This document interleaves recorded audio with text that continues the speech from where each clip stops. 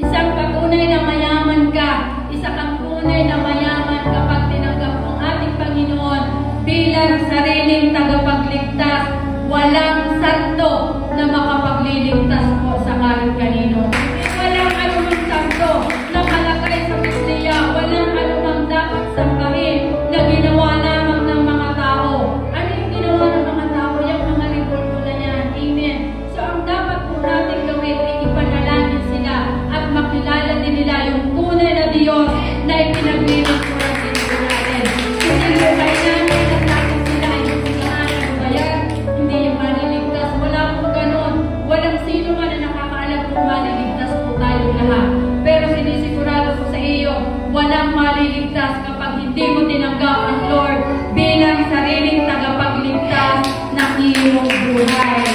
So sabi nga ng ating Panginoon, hindi lamang basta binigay ng Lord yung buhay niya para sa iyo. Hindi lamang basta sinabi ng Lord, o kukunin ko lahat ng kasalanan mo.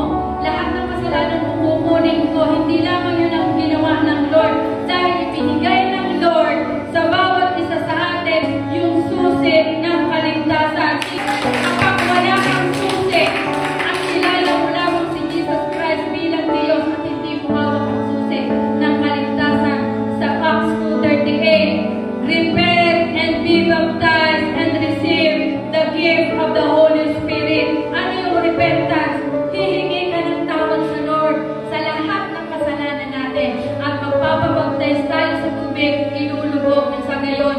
Malinis ang lahat ng kasalanan. Yung minanang kasalanan natin sa mga ninuno natin, lilinisin yan. Yun yung paggawa natin bilang sa realidad. At pagkatapos nun, ibibigay ng Lord yung regalo, gift of the Holy Spirit. Kapag tinanggap mo yung Holy Spirit na yun, yun na yung magtuturo sa iyo. Anak, masama yan. Anak, hindi dapat yan. Kapag hindi ka tinuhadyo ka ng banal na Espiritu sa bawat kasalanan na